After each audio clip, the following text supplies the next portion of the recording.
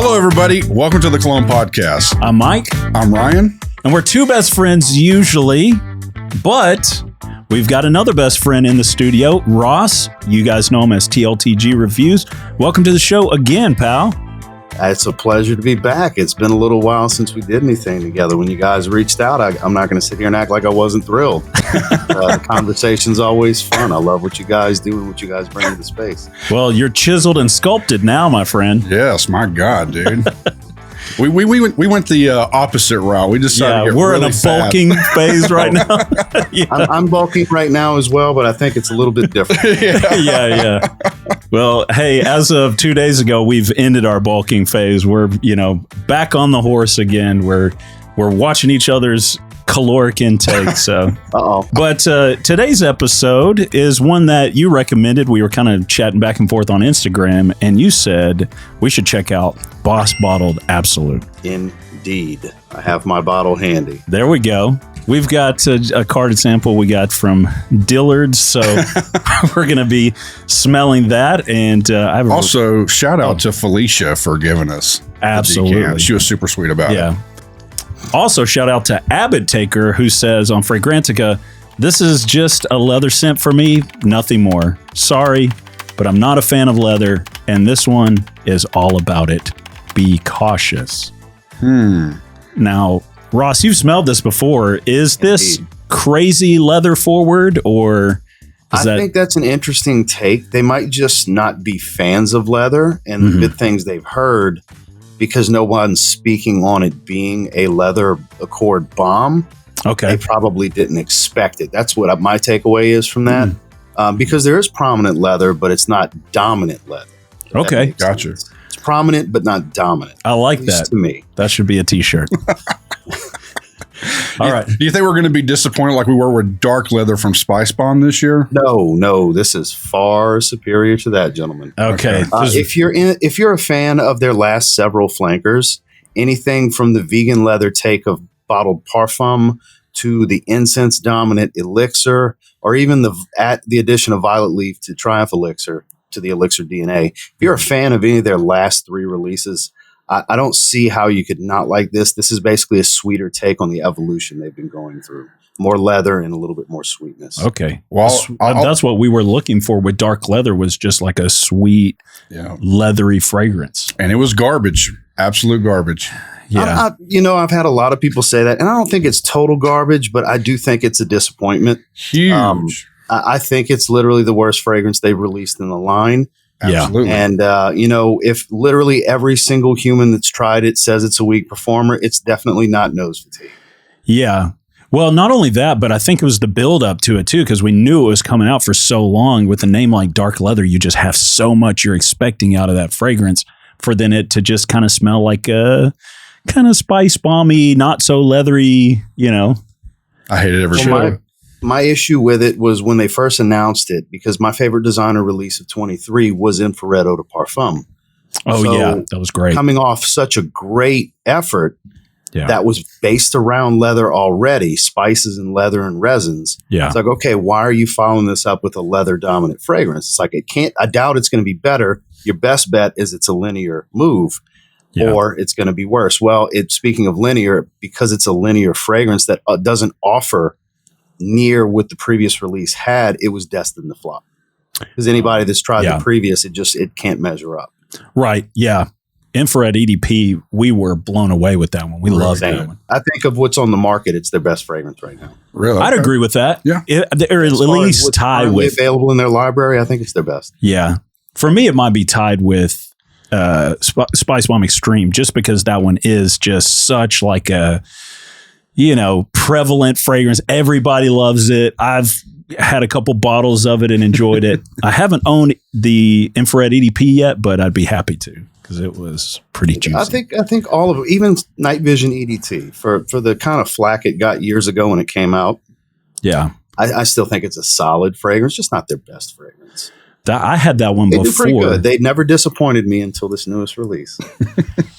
I had a bottle of the Night Vision one far before we got into like doing. Which one though? The EDT or the EDP? The EDT.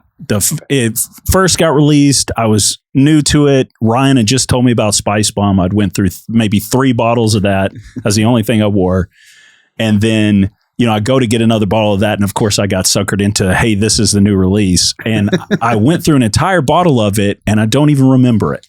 Wow. Yeah. So, but that's been 5-6 years. God. Well, I have to throw this out there because I'm a big fan of its Eau de Parfum flanker. And if you enjoyed the EDT enough to go through an entire bottle, Yeah. you owe it to yourself to try the EDP because it is a deeper, more nuanced, and stronger fragrance based around that EDT formula.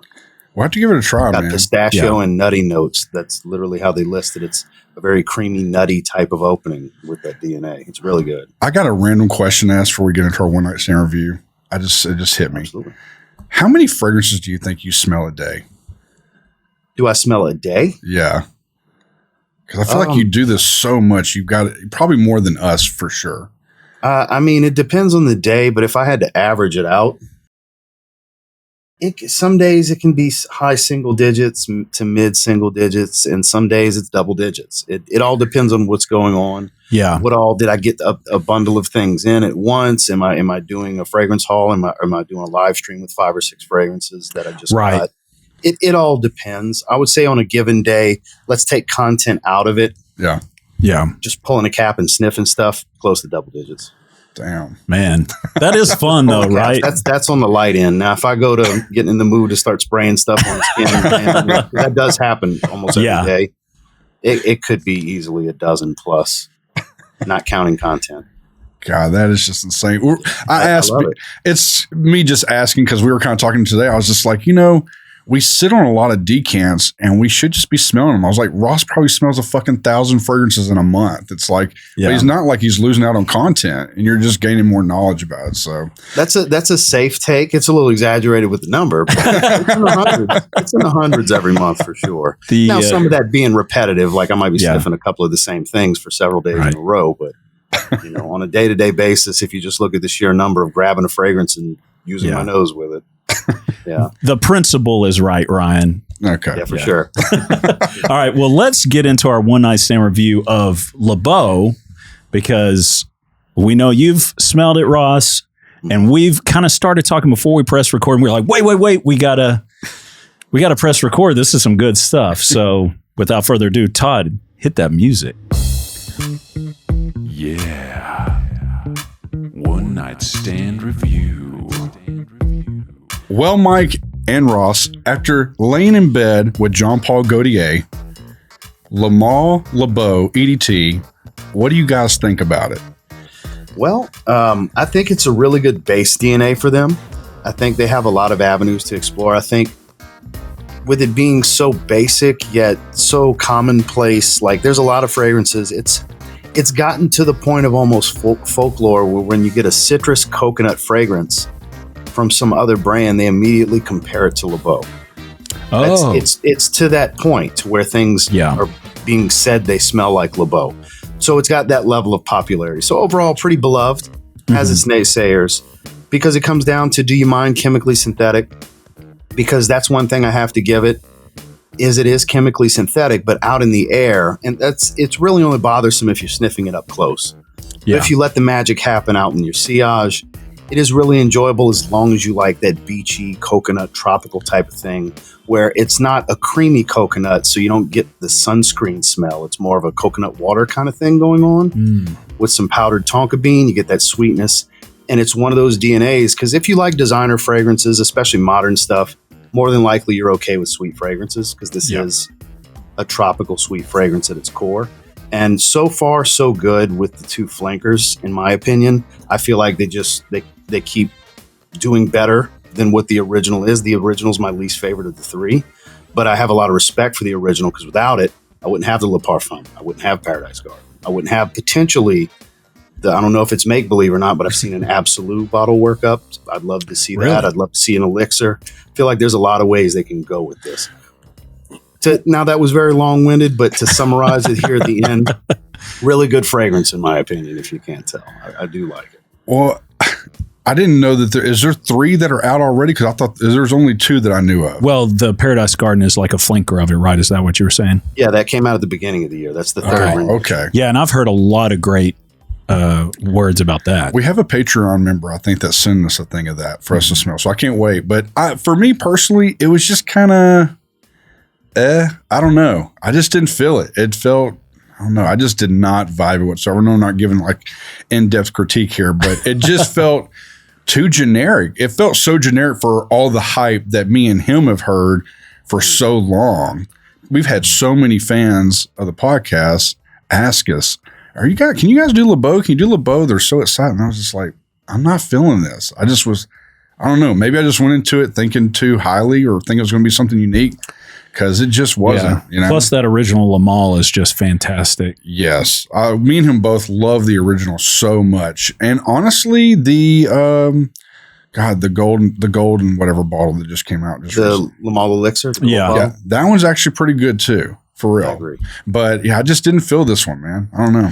Ross, did you get like a saltiness off of it? Not aquatic, but like just a saltiness. That's what I kept getting off of it too, which I did think was unique about it, because I was like, it's not, for me, I have to watch out for aquatic fragrances because they kind of smell a little weird on my skin. Are you one of those that when it comes to modern synthetic aquatics, you get the rotten egg smell? I get like the wet dog, like lake water smell. Yeah. It's, so the culprit that I've narrowed it down to, because a lot of people have told me about this, I don't experience it. I think it comes down to either a specific synthetic ambergris or the amberwood note. I think it's because all the ones that I see, they say that about your Bulgari Aqua Atlantiques, your Dolce & Gabbana Light Blue Eau Intense. They all have those particular notes in them that tie them together. So I'm kind of thinking it's a skin chemistry issue with those synthetic amberwoods or ambergris potentially. That's just this is an assumption, but it's me gathering info over the years. Yeah, for sure. No, bringing it up to me. Especially as you smell more and more fragrances, you kind of build that Rolodex of different kind of commonalities between them. But that's the one thing I did like about it, that it gave. That's the unique part about it. I haven't smelled a fragrance that did did the saltiness that didn't go aquatic on the skin. Yeah. But where it kind of fell flat was that plus just kind of your typical designer sweetness that that makes a lot of people love it. And look, we've since brought friends in and let them smell $500, $600 niche fragrances versus the $80, discounted designers. And they go gaga over the designer stuff. Absolutely. So it's like, I know we can be niche heads and we can get all pumped up about these special fragrances, but when it comes down to just smelling good and smelling appealing, they've figured it out with the designer fragrances. So the approachability of it. Absolutely. Yeah. So there is something in it that I did feel like made it unique, but also kind of kept that around. But that being said, comparing it to some of my favorite fragrances that have more personality, it still wasn't like enough to like push me over to go, I got to buy this thing. Yeah. I think I'm good on that take. But I definitely want to smell the Paradise Garden. It's my least favorite of what they've done so far. But like I said before, at the same time, without it, I wouldn't have the two that I prefer. Right. Because the two that I prefer are deeper fragrances. Yes. Well, they have added a lot to them. So, well, I can understand where you're coming from with generic. I think of the three, it's definitely the most generic. Well, there you go. That's our takes on that. I'm ready to actually get into this next one because today we were having our back and forth. Hey, what fragrance have you done? We know you smelled everything, but have you not smelled this? And you recommended this one. Yeah. And you also recommended after you dog walked Superlegria. Right. So now I won't feel bad if I don't like this, but I am curious if this is going to be good. Anticipating, like you want to not like it because exactly that on your Chanel fragrance. Look, I love Ryan like a brother, but this guy will hold a grudge to his death. So we're gonna find out. We're gonna spray this bad boy on. Let's see. Let's do it. I'll do it right along with you guys. All right, guys. I'm excited. All right. Oh, gentlemen. No. No? We got to do skin, guys. Oh, I'm doing skin too. Don't worry. Okay, I was about to say, you're not going to get the full story without it. There we go. You know what? In the air? Out the gate. I don't think Ross steered us wrong for a second here. Guys, for a designer, it's actually pretty damn impressive. It's hard to think when you look at the last 15 years of Hugo Boss, the last 3 years make up for all of it.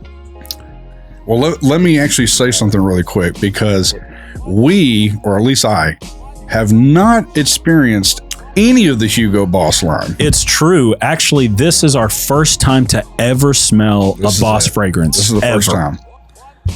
Yeah. Personal. For those of you listening on Spotify, my jaw was dropping. None of them. We haven't smelled a single one.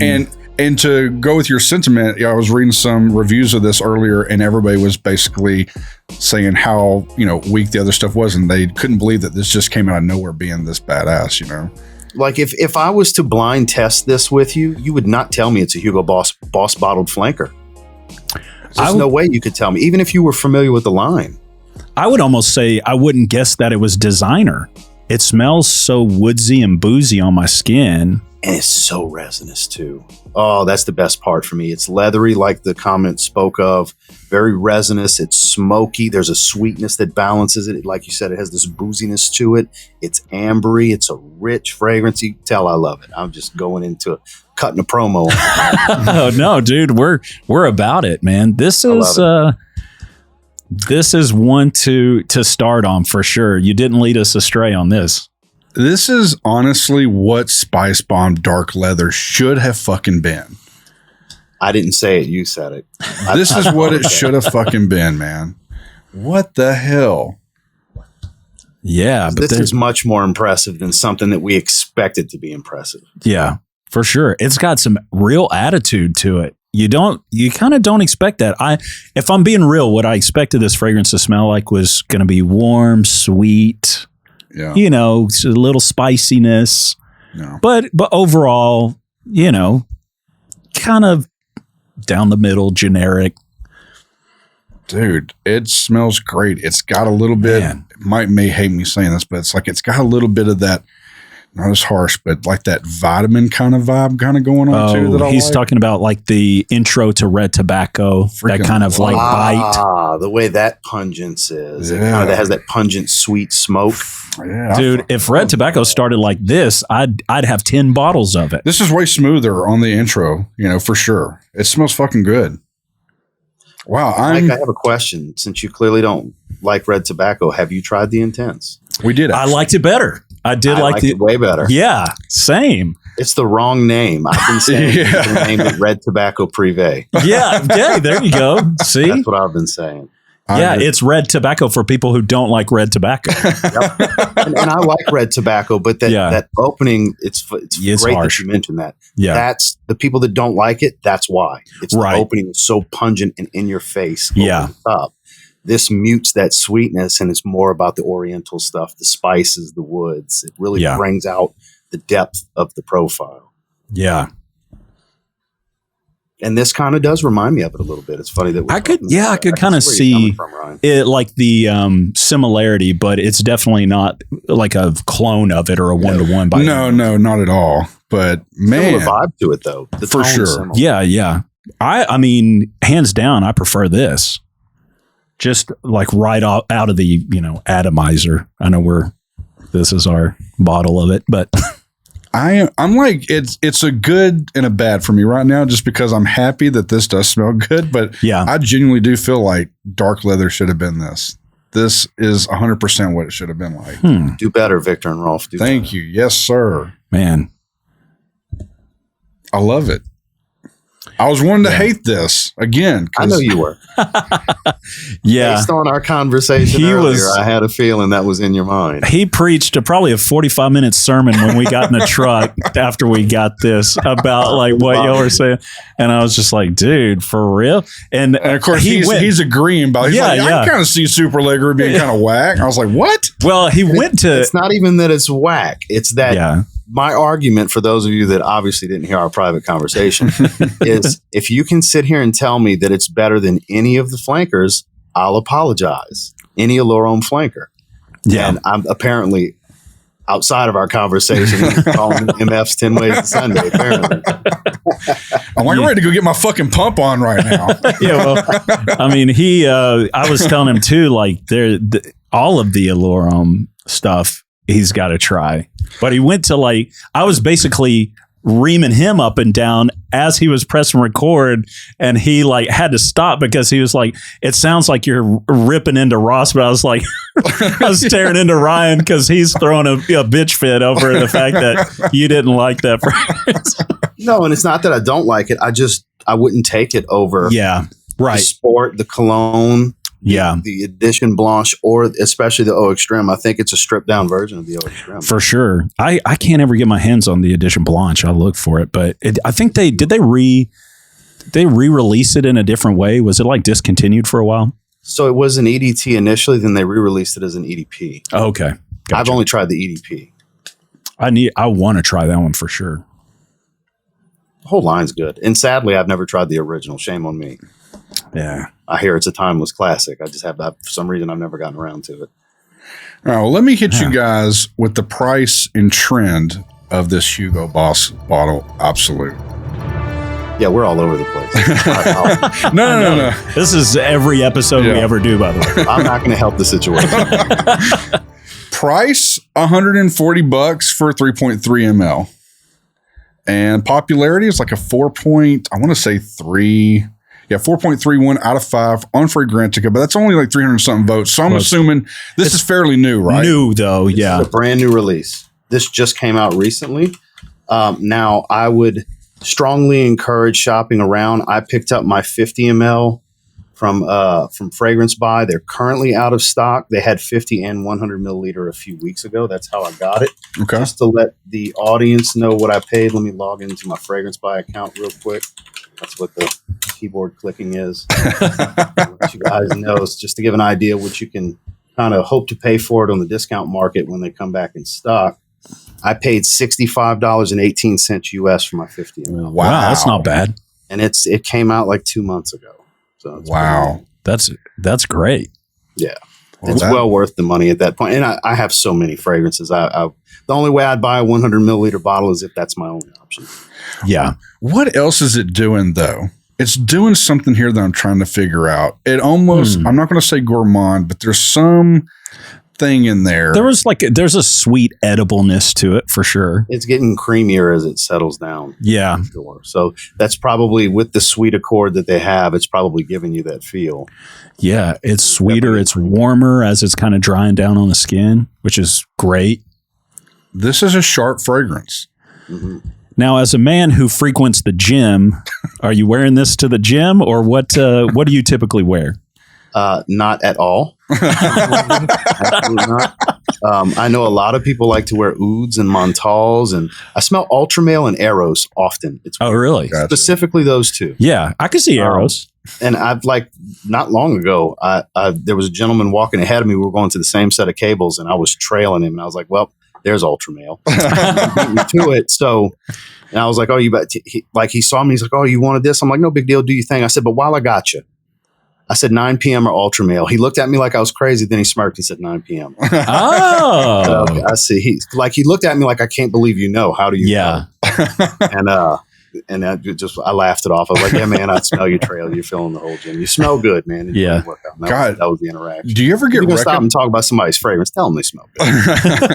Yeah. Do you ever get recognized when you go out anytime? It has happened, yeah. How's that starting to feel? I live in a vacation tourist area. Okay. And I had a guy that was vacationing from Georgia, was the most recent time. And then David Isley, I don't know how many of you are old school wrestling fans. He's an AWA wrestler. He's wrestled Flair and Harley Race and all these guys. He walked up to me randomly. Now, look, when you look at me, tattoos, normally flat bill, potty mouth, hip hop, you don't think, 60 plus year old white guy watches me, right? Yeah. It looks like just a nice, past middle age, relaxing in retirement in the Florida Panhandle, nice white guy. Hey, how are you, sir? That guy walks up to me. He's like, I wasn't sure it was you, but then I saw the hand tattoos. Man, I love your channel. I just wanted to come tell you, and just blew me away. Good first and Lord. foremost. Yeah, Again, man. it doesn't happen often, but on occasion, I do get recognized once in a while. And now I have these distinctive outliers. There we go. Yeah. The hand tattoos. It floors me every time because I don't think I'm any damn body, but it's sure nice to have a conversation. Are you going to be able to handle the fame of when people start coming to you and just want to just take random selfies with you, like Jeremy Fragrance or some shit? Outside of people that are really into perfume, I don't think that's going to be the issue. That I need to concern myself. We're such a small hobby worldwide. Even though the online community is a few 100,000 people, when you spread that across all the countries, it's a drop in the bucket. It's not that many people. So it's awesome when it does happen, but it's not something that happens often. Do you ever plan on doing conventions or anything like that? Essence or Scent Explorer or anything? I did Scent Explorer in 2019, the first year. Every year, because it's November, December, I travel a lot. Yeah. Every year. Mm-hmm. And that's when it is. So it's never like I've just pretty much X'd off as it's not going to be a thing. Yeah. Yeah. Now, Gotcha. Essence, I did want to do this past year. It just didn't shake out. And now I have competitions going on during Essence for next year. Yeah. So it's not going to happen next year either. Damn. Eventually, I will get to Italy for this. Yeah, man. I will. I don't fly, but he says it's fucking amazing over there. So you should definitely try to check it out. Well, I know, Mike, that you were hanging with Chris doing little scooters and everything. Yeah. Oh, yeah. Yeah. We did scooters the first year. Dinner with George and all that. Yes. Yeah. Which, again, I will always talk about how great of a human he was. In fact, a little funny story about him this past year. We briefly just brushed up against each other and he said hi and he was busy running around. And then later, Smell of Truth ran up to me and said, "Hey, George Zaharoff is looking for you." And I was like, I wanted to apologize. He didn't have time and he was busy. Yes. And I was like, what? I already know where this is going. I said, no, he's not looking for me. I think you're mistaken. He goes, no, he's looking for you. And then he came up and sure enough, he was like, hey, I just wanted to tell you, I'm sorry we didn't really get to connect like I wanted to earlier. And I was like, he didn't have to do that. He went out of his way to do that. That's who he is. He is such a rare person. Yeah, he for sure. He never wants anybody to feel that he looks at them as less than or unimportant in any way. Yeah. And that's just who George is. George is a wonderful, wonderful person. Yeah. That's exact. You see, I could have finished. Yeah. 100%. Yeah. Yeah. Yeah. So it's such a nice guy. And it's cool that it's so weird that it's over there. I mean, I guess all our connections are primarily either in the States or UK, but, and then over there, it's just like, it's all glued together. Everybody you've seen from all the channels and stuff like that, they're all kind of in one place, which is pretty fun. But you kind of lead the pack up there too. So, you'd probably be swamped the whole time just taking selfies with people. I doubt it, man. I'm not saying I wouldn't see some people. I'm sure, a couple people might want to talk to me, a couple people I'd want to talk to and all that stuff, being friendly and cordial with everyone. But outside of that, again, I never view myself as anybody special, man. I'm just another guy that's really into this weird hobby of perfume. Treats a wardrobe item as a hobby. Right. Well, back on this really quick, what would you guys, or who would you think wears this fragrance? In your mind, who do you envision this really fits well? What do they look like? What do they do? What are they wearing when you wear this fragrance? I think this is somebody with an abrasive side. Okay. This is not necessarily heavy attitude, but there's a particular presence, an edgier presence to someone that wears this. Normally, I'm for the yin to the yang. If you're going to have an outgoing fragrance, it's more for the introverted. Yeah, you're more outgoing. You want a softer fragrance. Mm-hmm. But this is one that paints a picture of out on the town, bomber jacket, leather jacket, evenings. Mm-hmm. So I think this is one where the attitude pairs well. In both instances with your personality as well as the personality of the fragrance. I think it pairs well like that. I see that. It's like, just like the fragrance, it's a little more abrasive up front, but as you kind of get to know it, as you're like, oh, he's quite a bit sweeter. He's a sweeter guy, Yeah, he's got the shaved head and the tattoos, but he's really just a sweetheart. What age do we think this person is that can wear this? We think this is 30s and up. You think it's a little bit younger? 25s and up. 25. I think because it still has that approachability for being a deeper fragrance and kind of a bordering niche type of blend, even though it's not necessarily on par with the level of oils, but it still doesn't smell like a basic synthetic designer either. Right. I would put this, upper tier for these mid-level designers. For sure. I think because of that, it kind of, I think a younger man will enjoy it, but not very young. Not teenagers and early 20s. I think 25 plus that's maybe got his stuff together. Yeah, maybe acting not more mature. 25-year-old that's still waiting tables, hitting the bars at night, that's still partying. But maybe the guy that's kind of settling in after college, he's going out on the weekends, maybe with his girl, going to have drinks.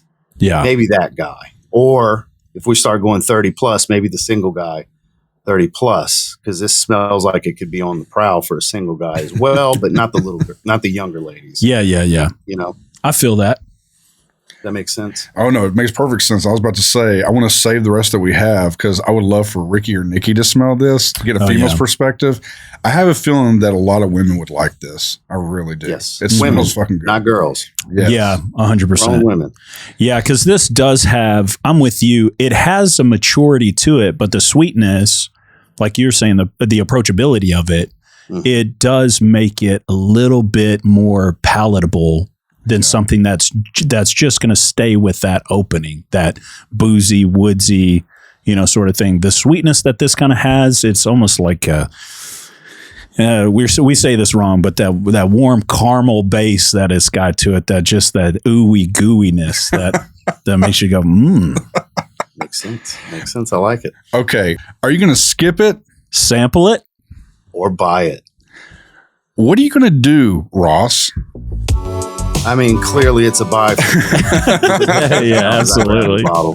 And look, I went into it blindly. I just like the line. Okay. Yeah. They've been really, really doing a great job with both the scent line and the bottled line with their last 3 releases each. Okay. They've been contenders, top 3 designers of the year for me in both lines. Like this year, Boss the Scent Elixir and Boss Bottled Absolu are 2 of my top 3. Wow. Released this year. So I got 2 Hugo Boss fragrances from 2 different lines that I think are just the upper echelon of what's come out this year. I got to hijack this with that expectation. I give brands an opportunity when they start impressing me. I'll keep giving you the benefit of the doubt until you disappoint me. So this was a blind buy? This was a blind buy. Wow. This was a blind buy. And I had looked at the notes, obviously, and they only give you so much in the notes. They kind of hide what's really the full formula these days. Right. They'll give you just a few. But again, it's the trust I have in what they've been doing over there that I was willing to take the blind leap of faith, and boy, did they deliver. Did you get to smell Old Fashioned by Killian? Not yet. Oh man, boy. I can't wait please message us when you smell that one. Okay, so high hopes here. I think so. If you're rating ones that you smelled released this year, I really want you to smell that one for sure. I do need to get my nose on it so I can fairly assess it, because I do my annual stuff in December where it's best of the year, most worn of the year, worst of the year for the different categories, niche, designer, cheap, all that. Yeah, it's definitely one of the top ones for us. I know that Chris was saying it's either his top or one of his top ones this year as well. Yeah. Released this year. So, man, I'm with you on this, though. This is, especially for a designer, this is such a strong release.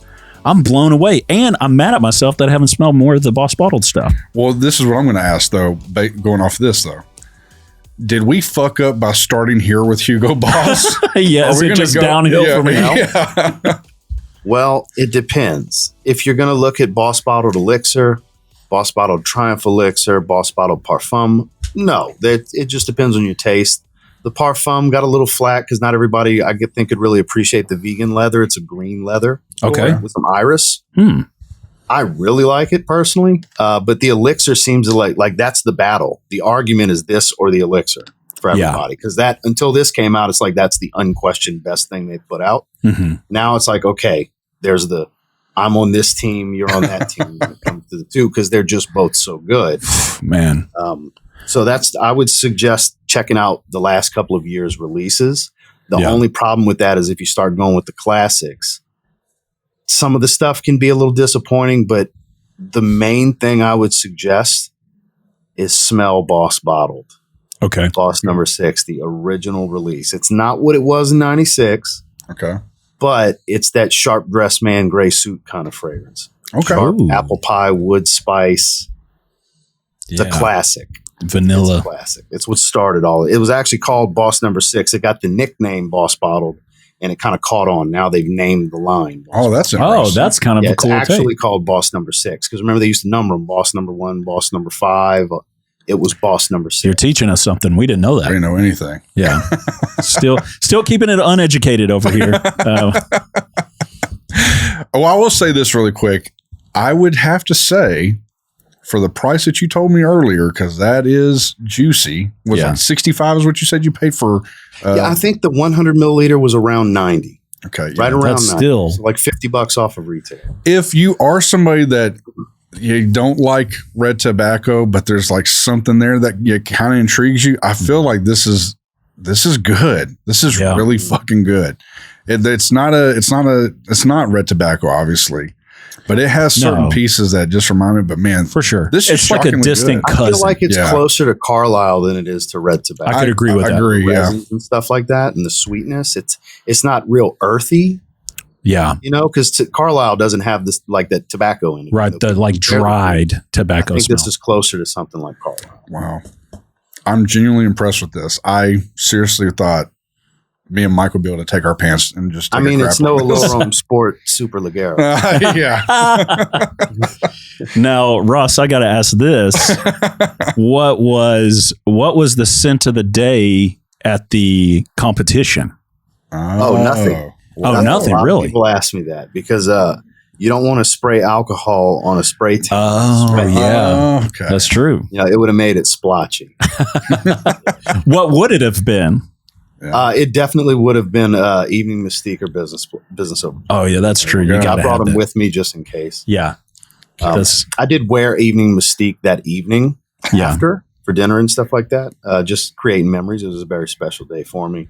So the right move was, one of my creations with George. And Hey, I wore that the other day, and Ryan was like, "What the hell are you wearing?" 100%. And I was like, it just gets better over time, man. "Evening Mystique." It is seriously, God, I hope I'm not causing like inner fight with anybody over there, but I think of those releases, that was probably my favorite one for sure.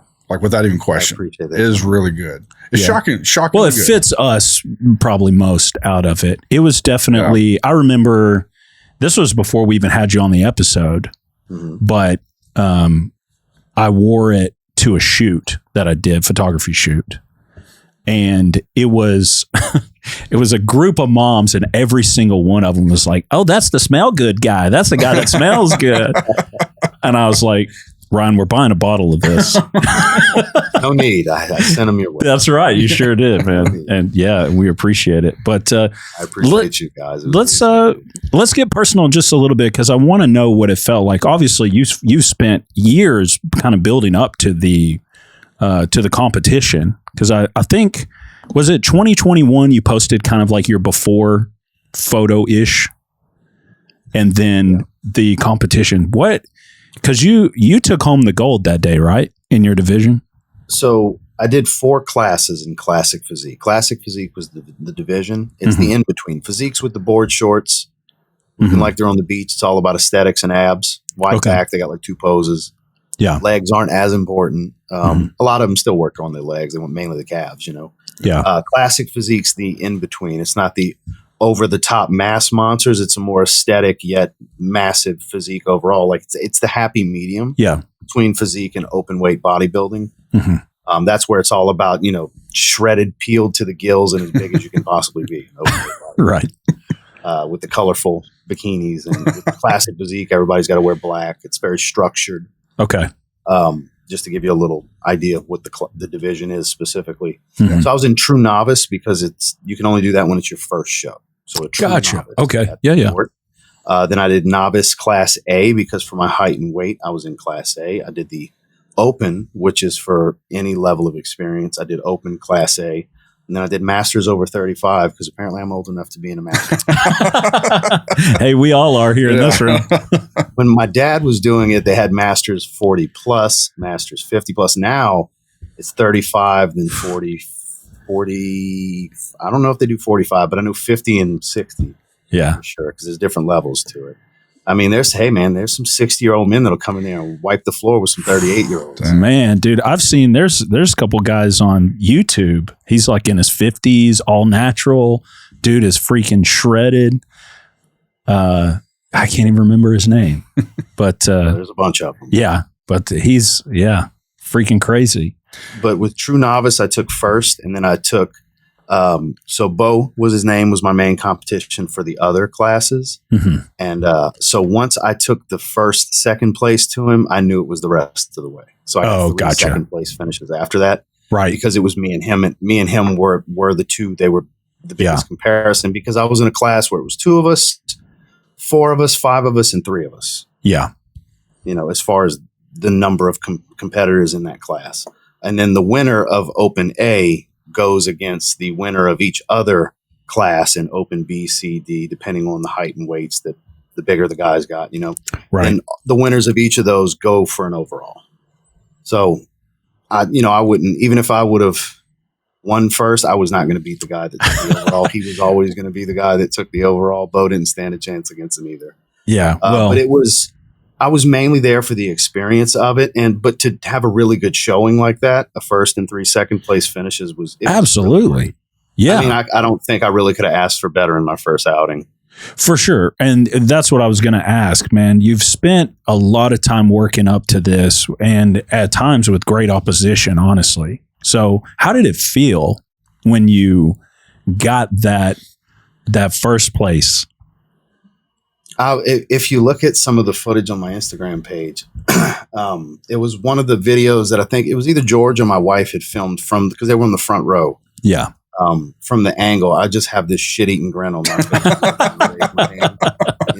Because the first thing we did was True Novice. It was the first class when we got to my division. Gotcha, yeah. And I won right out the gate. So it was just, I was happier than a pig in shit. It didn't matter what happened after that. I at least got one first place. Absolutely, man. Yeah. So I was very happy with myself. It just, it's gratifying and satisfying. Yeah. To know that the hard work and effort you put in, because there's a lot of sacrifice that goes into it. Enhanced or not, natural or enhanced, it doesn't matter. Well, dude, the diet has to be crazy. It's still a real day-to-day, long-term sacrifice, nutritionally, physically, and mentally. Yeah. To go through that for months on end to get to that point to do that. And you kind of have to dehydrate before those shows too, right? You do. You definitely do. So you water load leading up and then you dehydrate literally right before.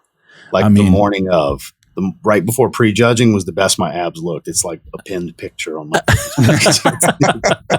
so proud of that picture. Yeah. Well, dude, a bunch of hard work into it. And if I had to guess, you're probably like us where we're cursed, where it's like, once you hit that from there, it's like, it's still, you're still judging things you could have done better, and then you're constantly, it's like on to the next judges' thing. feedback, and it's if you want to pursue doing more, here's the things you need to work on so you can do even better next round or at an even bigger show, regional shows or the bigger shows. So I got the judges' feedback. I'm with a different coach locally, which my first coach was great. She's known as the queen of bodybuilding in Louisiana. She produces winners. My posing coach won his class and almost turned pro at the Olympia this year. Wow, man. At the amateur Olympia. They go on stage 2 days before the pros do. And, Dylan did. I was so proud of Dylan. But it's just, point being, like, I had a really good, because I wanted to do my first show in my home state. I wanted to do it in Louisiana. So I got with who my friend Hughes, who just happens to be the best bodybuilding coach. She's a former IFBB pro in women's bodybuilding herself. Wow. Shout outs to Lacey. I doubt she'll hear this, but yeah, she's phenomenal. Great human, and she knows her shit, man. Hey, send her a link. Produces winners. And then, so there's someone I built a bond with that I see every day at the gym I go to here because I'm in Florida. Yeah. And I had it in my mind because me and John really get along. Big sneakerhead. He watches my sneaker channel and all this stuff. And he produces winners here. He's kind of like her counterpart here. Yeah. So as heartbreaking as it was, because I didn't want to upset her, she was very professional. I broke away from her and then just recently got with John because I wanted to, this is more in person this way. I'm doing everything over the phone and virtual check-ins and everything. So I literally day after tomorrow, I have an in-person check-in in my trunk so we can evaluate any adjustments we need to make. It's a week-to-week thing, even in the off season. Real quick, you also do a channel for sneakers, right? I do. Yeah. How's that been going? Doing really well. It's starting to have some decent earnings. It's rapidly growing. It just hit 5,350 subscribers today. Okay. Doing around 100,000 views a month. I mean, it's nothing compared to what the fragrance channel does, but it's climbing. That's another one of my hobbies. It's literally what I wanted to do years before the fragrance channel, when I was still too nervous to just press record and be on camera. I've been wanting to do a sneaker channel for like 10 years. I used to be like really big into it. I still kind of am. I have kids, so I can't, but I was really big into it. For a while there, I collected, I still have some of my old collection, but it's not big. I mean, nothing crazy, but what has been like your all time favorite sneaker? I've got to know. Oh, I'm a Jordan 12 guy. That's my number one. Okay. I'm a nostalgia act when it comes to the Jordan 12. 12 through 14 is my favorite models in general. But if I had to pick one silhouette that's like, as long as I can have Jordan 12s, I'm good. God, I never got a pair, but I wish I would have got a pair of the Dr. Doom, what do you call them, like foam posit shoes, man. Don't fucking do it. Don't you fucking do it. There went my plaque. Don't you dare. Look how slick this shoe is. Fuck. Yeah. This is my number 2 foam. My number 1 is the UNC in white foam posit pros from 2000. They've never re-released them. But this is the 2016 release of the Dr. Doom. I never got it, but I was so tempted. That is probably my favorite shoe as far as like the overall look. I love the aesthetic of that. I got them not long ago. They've been on the bucket list. Do you have a pair of Nike SB Gibsons? Do you have those? No, I don't have I got those. I'm still proud of those. It was like a brown leather Nike Dunk, but it's got like pink fur on the inside. It looks like the inside of it looks like the inside of a guitar case. That was like one of my favorite ones. So it's funny that you bring up pink. The Jordan 4 Orchids, they haven't released yet. I just got them in. I did the video yesterday. They're like a pale pink suede. Damn. With like an Oreo print cement on them. Think the Jordan 4 silhouette. I picked them up. They were out yesterday, but oh man. God damn. I'm a sucker for pink. I can't believe you just dropped that foam posit on me like that, dude. I'm fucking had it right there. I knocked over my silver play button. Well, I've got a question then about that. You hit 100,000 and you get first in your first showing. What was the bigger moment of satisfaction? Because they both take a shitload of hard work. Yeah. That's a hard question because I've put in way more time day in and day out for years longer for the silver play button. For sure, yeah. I think I have to say that. There's a lot of different sacrifice that went into that. Yeah, no doubt. That's a hard question, though. And you're about to lap it again. Yeah. You're at like 1.4? I had 140 last night. Good Lord. Yeah. Dude. You're going to be up there before you know it. One day you'll probably have 1 million, dude.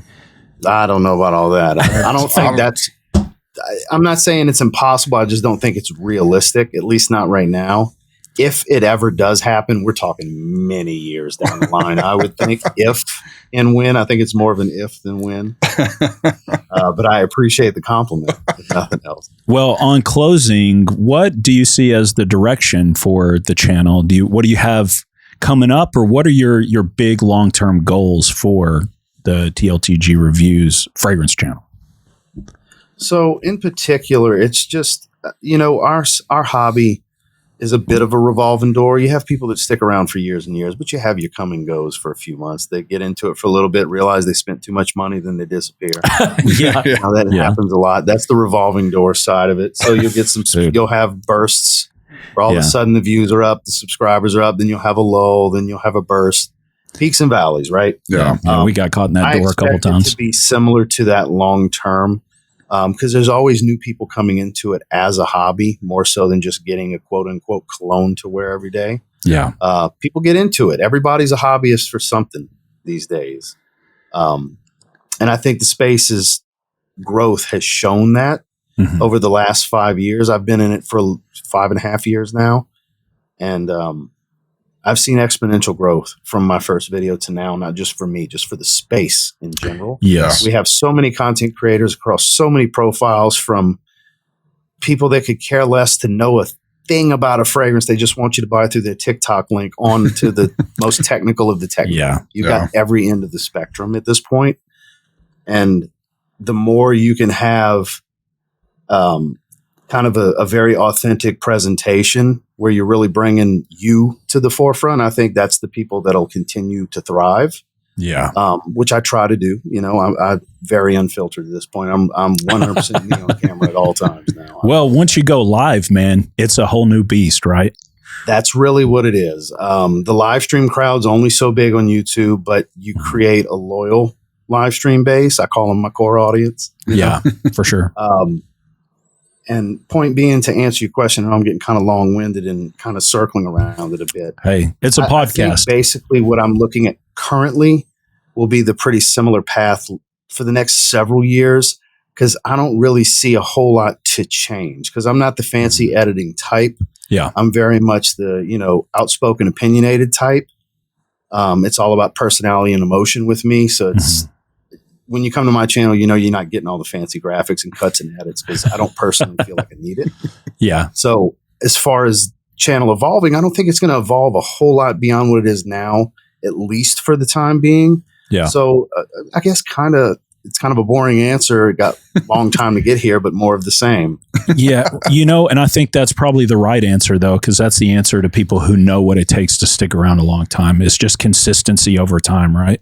Yeah, for sure. Yeah. There's no like magic bullet of, if I put lower thirds in every video, then I'll get bigger. It's really just doing the damn thing over and over and over and over and over again, hundreds of times, thousands of times. You want to try different things from time to time, sure, but never anything major. Yeah. Because it's the old saying, if it ain't broke, don't fix it. Yeah, for sure. But if you feel like you're stale, the audience already feels that way if you feel it. Yeah. So anytime you feel that coming on, try something to freshen things up. That's how I've always done it. But if it doesn't seem necessary, it's not. Well said. Yeah. And Ross, we look forward to seeing many more years of you tackling a lot of stuff, man, because I feel like you got a great fragrance channel. You're also very inspirational with the bodybuilding stuff. I mean, just showing that you did it, gives me hope, because I've been called the dollar store version of you multiple times by the fragrance community. So really? That's yeah, I'm like the cheap, Well, there's some unflattering things that get said about me, so that might not be the compliment that you're Hey, we've made our Ode Jerks debut as well, so we're good. we got chewed up a little bit, but badge of honor, fellas. That's it. That's what we said. I think the first time it popped up, I was like, finally. I was like, come on, we're out here, guys. Doing something. Yeah. You get hated on for make believe reasons, because that's what the reasons always are. Yeah, it's somebody that just screenshotted a thumbnail that didn't watch anything and just they got triggered by something. But look, those guys will always be out there. As weird as it is to say, it's the truth. It's actually a good thing. Yeah, for sure. Because if the mentally ill side of every community wasn't talking about you, you're not really making any way. I forget who said it, but it's like if what is it? Like they only have good things to say about you, you're not reaching a large enough audience. No. And if everybody likes you, you're fake. Yeah, for sure. That's just the God's honest truth. If everybody likes you, you're being fake. Mike Tyson said, if you're a friend to everybody, you're an enemy to yourself. Damn. Valid point. Yeah. So there you go. Well, okay. Well, on that note, Ross, again, thank you so much for coming on this podcast a second time. It was a blast. I hope it was fun for you. And definitely a great recommendation. Man. I wanted to hate this, but I can't. This smells really good. And for that price, man, that's a buy, man. Just quickly, what would you say out of what we've smelled this year? Where do you think this would rank? Because I feel like it's pretty high for me. I feel like I'm very impressed with this. I would probably say, God, can I do top 10 to make it safe? Yeah. It'd be in my top 10. I don't want to say top 5, but top 10 this year so far. And it might get narrowed down to top 5. Yeah. I think I definitely think it's probably top 5 for me. I mean, it's shocking that it smells this good and it's kind of designer, you know? I wasn't expecting it to kind of have a niche quality, but man, this thing's pretty fucking nice, man, for real. Yeah. What a great recommendation. Gentlemen. I'm glad you both enjoyed it. Man. It's never fun when you recommend something and somebody thinks it's terrible. It does happen, but I try to minimize that as best I can. Well, this was absolutely a great direction to send us, man. And with that, you've earned your invitation for another episode. We'll have to get with you sometime and set that up. Gentlemen, thank you so much for having me. It's always a pleasure. I can't believe an hour has flown by that quickly. I feel like we've been doing this for 10 minutes. I know it. I'm looking at the timer. We're over 56 minutes. Well, we appreciate your time and you hanging out with us for sure, man. The pleasure has been mine, gentlemen. And until next time, spray it up, y'all.